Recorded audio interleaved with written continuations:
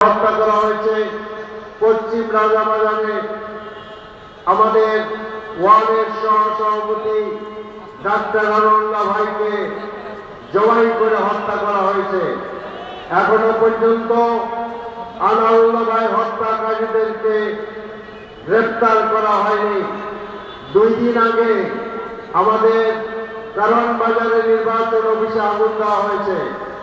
সারা দেশে আমাদের নির্বাচনী কাজে নিয়োজিত জামাতের নারী কর্মীদের উপরে অত্যাচার করা হচ্ছে, হামলা করা হচ্ছে, তাদের বোরখা ধরে টানাটানি করা হচ্ছে, বলা হচ্ছে তাদেরকে পেয়ে তাদের ছায়া খুলে দেবে তারা।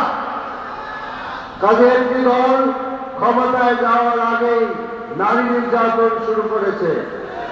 সংগ্রামী ভাই বন্ধুরা, তাই আমরা মনে করি যে এই সমস্ত হত্যাকাণ্ড এই জন্যই হচ্ছে কারণ আমাদের তরুণ নেতা শরীফ ওসমান হাদিকে প্রকাশ্য দিবালোকে যখন হত্যা করা হলো, আজও পর্যন্ত তার বিচার করা হয়নি, গল্প ফাঁদা হয়েছে। কাজে আমরা সুস্পষ্টভাবে বলতে চাই, ওসমান হাদির হত্যাকারীকে অবিলম্বে গ্রেফতার করতে হবে, তাদেরকে আইনের আওতায় আনতে হবে। ওসমান হাদি হত্যার মাধ্যমে হত্যার সূত্রপাত করা হয়েছে, সিরিজ হত্যাকাণ্ড চলছে। কাজে আমরা মনে করি সরকার এবং নির্বাচন কমিশন যদি সুষ্ঠু নির্বাচন করতে হয় তাই অবৈধ অস্ত্র উদ্ধার করতে হবে, সন্ত্রাসীদেরকে আইনের আওতায় আনতে হবে। সংগ্রামী ভাই বন্ধুরা, আমরা ঢাকা 12 আসনের জন্য 12 দফা কর্মসূচি আমরা ঘোষণা করেছি। তার প্রথম দফা হল একটি সন্ত্রাস দুর্নীতিমুক্ত ঢাকা 12। বিশেষ করে কারওয়ান বাজার, মহাখালী বাস স্ট্যান্ড, শিল্পাঞ্চল সহ সকল অঞ্চল থেকে আমাদের ফার্ম গেটের হকার, তেজগাঁ কলেজের সামনের হকার, ছোট বড় চাঁদাবাজরা এখানে অতিষ্ঠ করে তুলছে।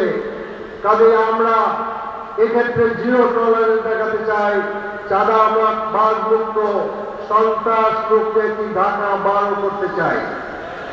আমি কারওয়ান বাজারকে নিয়ে একটি বিশেষ পরিকল্পনা করতে চাচ্ছি।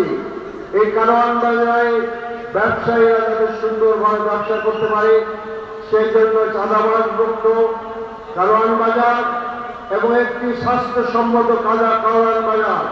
এখানে যারা ব্যবসায়ী আছেন তাদের সুন্দর গোসলের ব্যবস্থা করা, টয়লেটের ব্যবস্থা করা হবে। যারা এখানে আপনার শ্রমিকরা আছেন তাদের ন্যায্য পাওনাও আমরা দিতে চাচ্ছি। সংগ্রামী ভাইরা আমার, ঢাকা 12কে আমরা